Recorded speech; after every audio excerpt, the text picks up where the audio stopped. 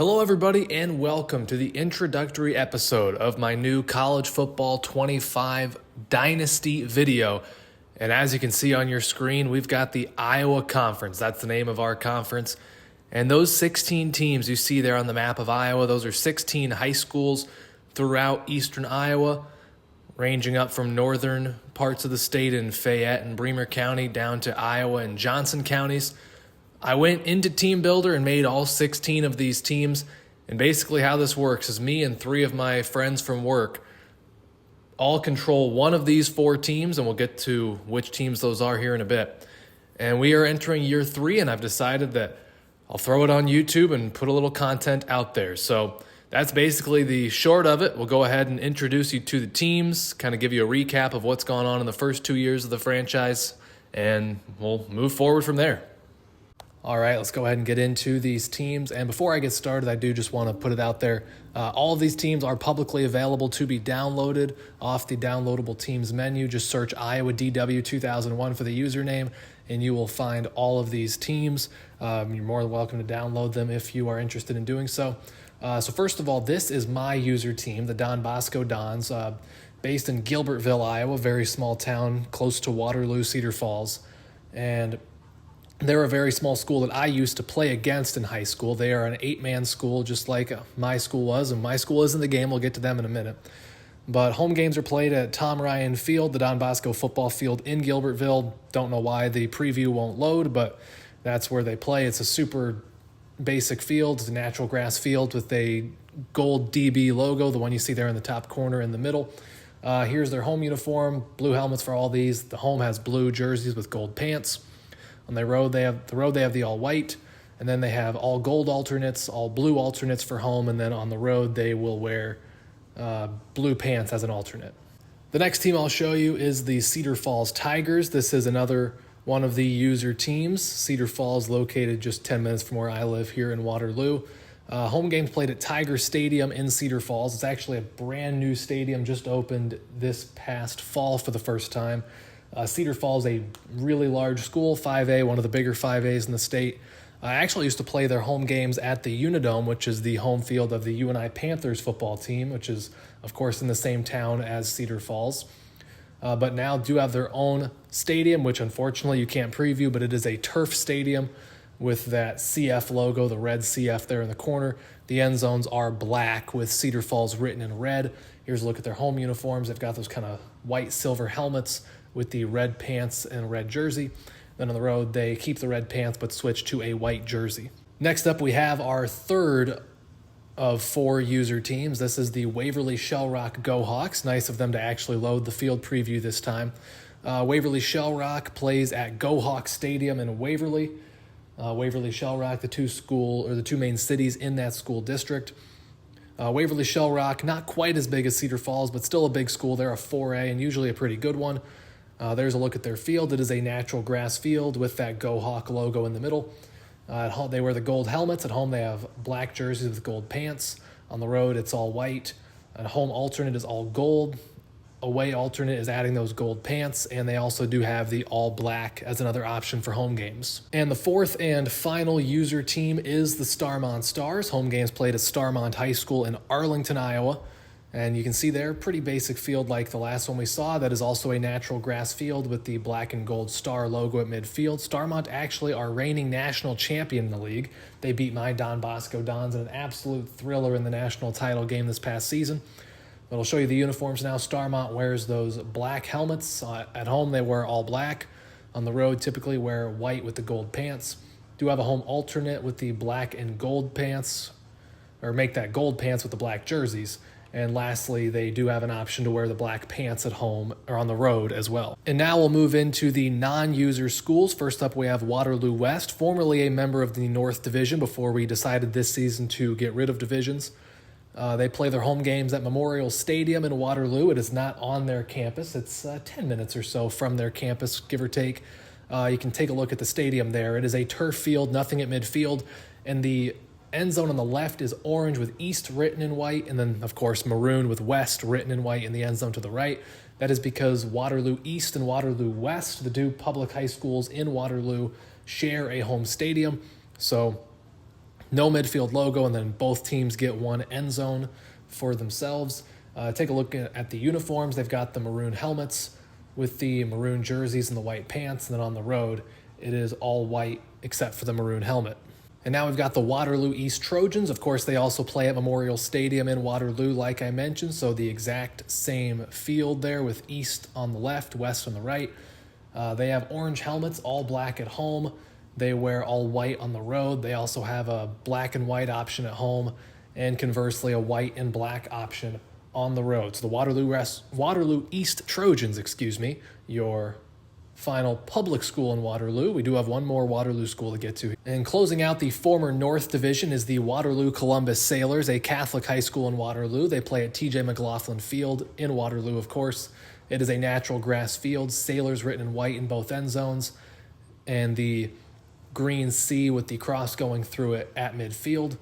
They wear those kind of silver helmets with all green at home. Then on the road, they wear all white. So that's your final former North Division school. And like I said, no more divisions this year, kind of like most conferences do anymore. We're going to go 16 teams, and the top 2 take the conference title game. And now moving on to the former South Division schools, we've got the Central City Wildcats. This is where I went to high school and graduated from. Central City High School in Central City, Iowa is where they play their home games. Unfortunately, the field not loading, as you can see, but it's a natural grass field. The only thing painted on it is a Wildcat logo at midfield. Like Don Bosco, we are an 8-man school, so we're very small. Don't even have enough kids to field 11-man schools most years, or field 11-man teams, I should say, and that's why they play 8-man football. But here's a look at their uniforms. They've got the red helmets, all black at home, and they wear white with the black pants on the road. Next up, we've got the Cedar Rapids Prairie Hawks. Of course, Cedar Rapids, one of Iowa's biggest cities, not far from where I grew up. And Prairie on the southwest side of Cedar Rapids, they play their home games at John Wall Stadium in Cedar Rapids. It's a turf field with the Prairie Hawk logo at midfield. End zones are black, Prairie and orange on the left, Hawks on the right. And you can see the uniforms. This is the only team that is in our league that has multiple helmets, so they've got some pretty fresh uniforms. At home, they'll wear the black helmets, orange jersey, and the black pants. On the road, they switch up to all white, which includes a white helmet. At home, they can also go with the white pants to complement the orange jersey and black helmet. And on the road, they can also add those black pants. Next up, we have the Cedar Rapids Kennedy Cougars, also, of course, located in the city of Cedar Rapids, same as Prairie. They play home games at Kingston Stadium there in Cedar Rapids, and as you can see, no markings whatsoever on the field. It is a turf field, and the reason for that, the reason there's no midfield logo or end zone text, is that Kennedy shares the field and the stadium with Washington and Jefferson, the other 3 schools in the Cedar Rapids School District.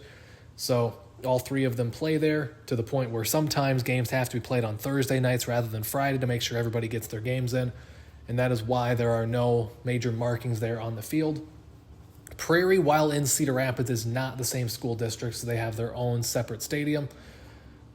Kennedy wearing their green helmets, green jerseys, and black pants. On the road, they have the white jersey with the black pants. They do also have a blackout option to complement that green helmet. Next up, we have the Williamsburg Raiders, a team that has been very good in the first 2 years of our dynasty. They play their home games at Bob Murphy Stadium in Williamsburg. And, of course, the field won't load, unfortunately, but they play on a turf field. They've got that red W at midfield, kind of like the Wisconsin Badgers W. The end zones are painted. They've got the black helmets. At home, they wear red jerseys and black pants. On the road, they've got the all-white uniform.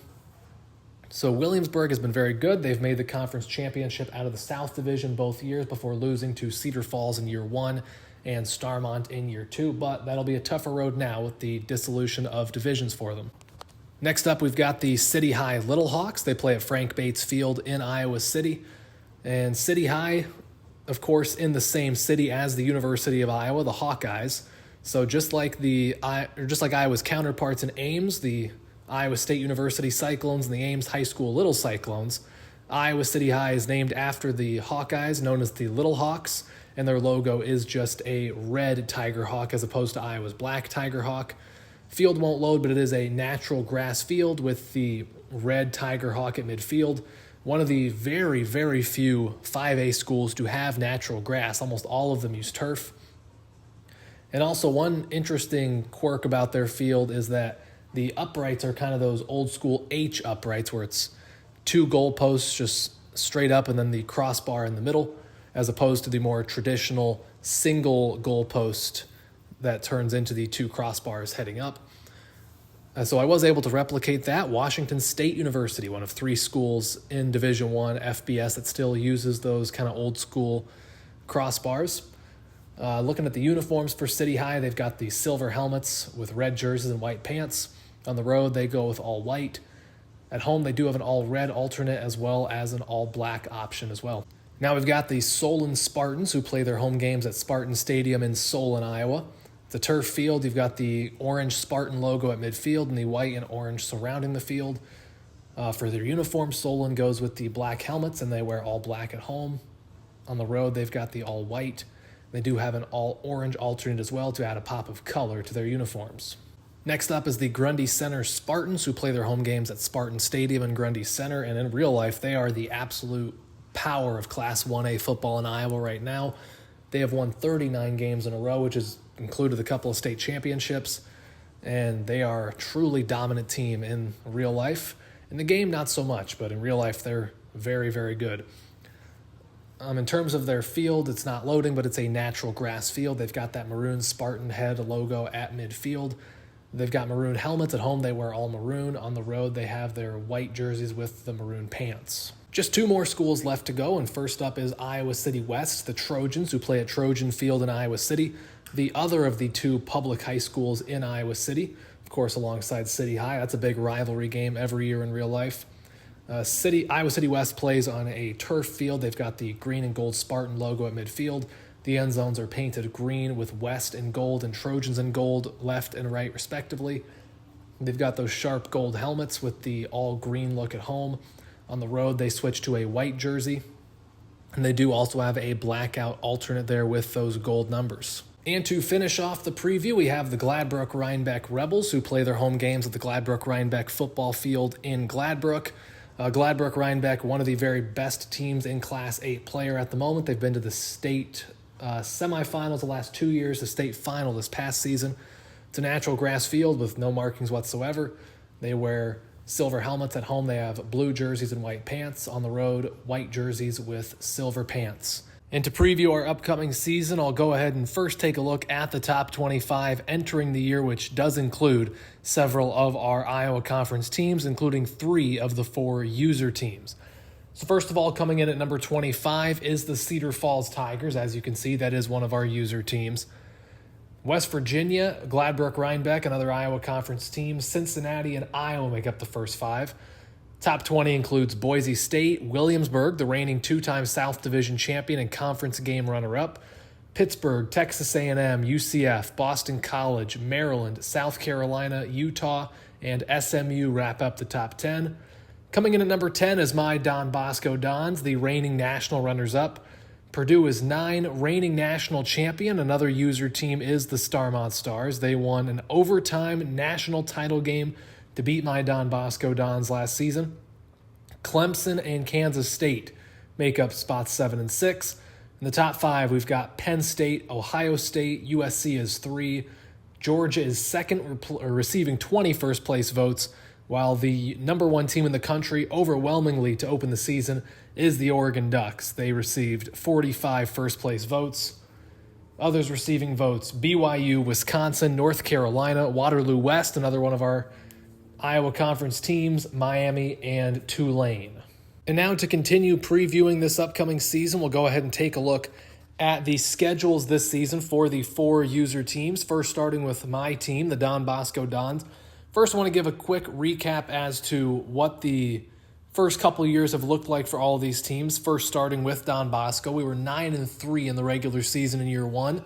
Bahamas Bowl victory over Jacksonville State brought us to 11-3. And year 2, we had a fantastic postseason. We lost 2 regular season games, but then we did sneak our way into the college football playoffs. First round, we went to Ohio State and got the win, beat USC in the Rose Bowl, Kansas State in the Fiesta Bowl, and lost an overtime shootout to Starmont in overtime, 45-38, for a final season record of 13-3. And that brings us to an incredible opening week game, I should say. Our obvious choice for our first game of the week, as it will be number 10 Don Bosco and number 8 Starmont in a rematch of last year's national championship game. I think everybody would like to see Ohio State, Notre Dame week 1 in real life. Well, that's what we have here. The reigning national runner-up and the reigning national champ meet up in Arlington in week 1. That'll be a pretty incredible way to start the season. And then we'll get a bye in week 2, which will probably be well needed after that physical, tough football game that is sure to be.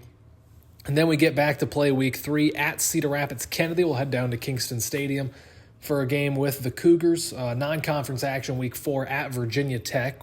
Of course, always a difficult place to play.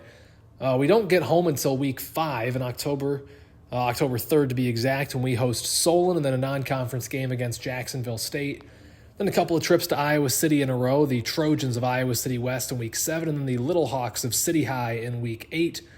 Week 9, we're back home hosting Grundy Center. 2 straight road games then, at Cedar Falls, another one of our user teams, and at Waterloo Columbus.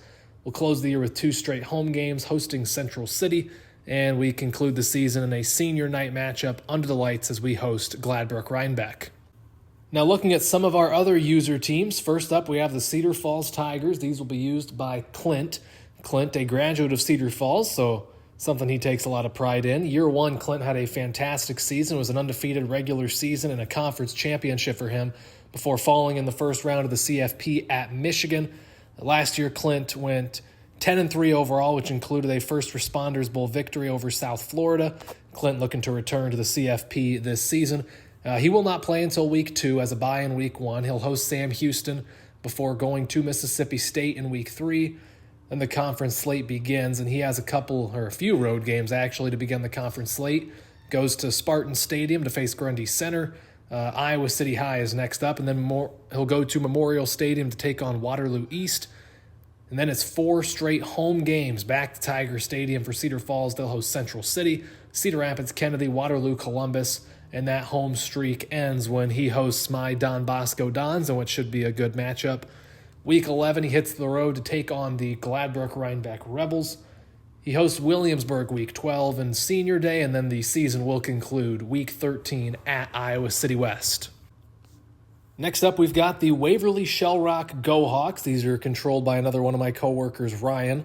The Go Hawks, coming off bowl victories in both of the first 2 seasons of this dynasty, beat Wyoming in the Hawaii Bowl in year 1, followed by a Bahamas Bowl victory over Western Kentucky in year 2 of our dynasty.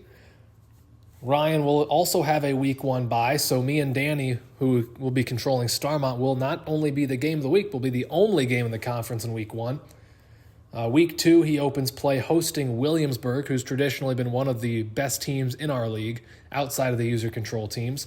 Week 3, he heads to my Central City Wildcats, and I say my because that is where I went to high school. I don't control them, but I am a graduate of Central City High School. Non-conference week 4 as they host Bowling Green to the Go Hawks. And then Grundy Center comes to town in week 5. Iowa City West on the road for Waverly Shell Rock in week 6 before they host Iowa City High. Week 8, they head to Spartan Stadium to take on Solon before going to Starmont in week 9 in a user v. user game. Memorial Stadium and Waterloo East will be the matchup in week 10. They host Cedar Rapids Prairie week 11. They go back out of conference week 12 as they hit the road to take on Ole Miss out of the SEC, and they will have their final game of the year, week 13 at home against Waterloo West. And then to conclude things, we'll preview the Starmont Stars. Of course, I mentioned Starmont, the reigning national champion. Year 1, Danny had a great year. He went 11-1, losing a very hard-fought game against Clint Cedar Falls Tigers. Ended up being selected to compete in the Myrtle Beach Bowl, where he beat Akron to finish the year 12-1. And last year was a dream season for Starmont. Perfect regular season, won the conference title, won 3 games in the CFP, including an overtime win over my Don Bosco Dons to finish 16-0, and with that national championship. And as I kind of mentioned there, Danny, another one of my coworkers, controls the Starmont Stars. And like we've talked about here for a bit, Starmont hosts my Don Bosco Dons to begin the year, in which should be a fantastic matchup, our first game of the week of this series. Week 2, Danny hits the road for the first time to take on the Sailors of Waterloo Columbus. It's non-conference on the road in week 3 at Jacksonville State, followed by a bye in week 4. Week 5, the Stars head to Gladbrook Rhinebeck before coming back home to host Waterloo West in week 6. Week 7, they head to Williamsburg in what's usually a tough matchup. Week 8, Waterloo East goes to Arlington. Waverly Shellrock is the opponent in Week 9, as that'll be a home game for Starmont against Ryan, another one of our user teams. Ryan controlling Waverly Shellrock. And then 6 straight home games to end the year. Wow. Week 10 against Solon, host Iowa City West in Week 11, Cedar Rapids Prairie in Week 12, and then they finish with a non-conference game as they will host App State in Week 13. And before we end this first episode, we'll go ahead and preview the Week 0 and Week 1 matchups that we are awaiting. Week 0, there's actually quite a few conference teams in action, although none of them are user teams. I will recap these results in the next video. So Army is at Williamsburg. Indiana comes to Waterloo West. North Texas is at Solon. Louisiana Tech heads to Iowa City to take on the Little Hawks. Waterloo East hits the road to Virginia Tech, where my Don Bosco Dons will play here in just a few weeks. Middle Tennessee is at Waterloo Columbus, and Iowa City West heads to the SEC. They'll take on Kentucky. All non-conference in Week 0. We'll flash ahead to Week 1. And, of course, the game of the week that you can't miss is Don Bosco at Starmont. And also my plan for game of the week is that will be more extended highlights, while the other user games will hopefully still have highlights each week, but probably a little more limited. The game of the week will get the biggest focus each week, and it's a fantastic one to open the year. Reigning national champion, 8th-ranked Starmont hosts my 10th-ranked and national runner-up Don Bosco Dons in a conference opener in Week 1. That's the only user matchup, but other conference matchups, we've got some big ones. Solon is at Texas, which should be a tough one for the Spartans. Waterloo Columbus hits the road to number 5 Penn State. What a tough place to play. The Sailors will have their hands full there. Number 23 Gladbrook Rhinebeck hits the road to Mississippi State. Central City is on the road at Memphis. A couple of conference games here. Waterloo East heads to Grundy Center, while Waterloo West will head to Iowa City to take on Iowa City High. And then in a couple other non-conference games, UAB is at Cedar Rapids Prairie. And also in the city of Cedar Rapids, Kennedy will host Colorado under the lights at Kingston Stadium. That's going to pretty much wrap things up for this first episode. Next episode, we will have the Week 0 results as well as the Week 1 game of the week, as my Don Bosco Dons head to Arlington to take on Danny Starmont Stars. Thanks so much for watching, everybody. We hope you'll tune in again next time. Until then, have a great week.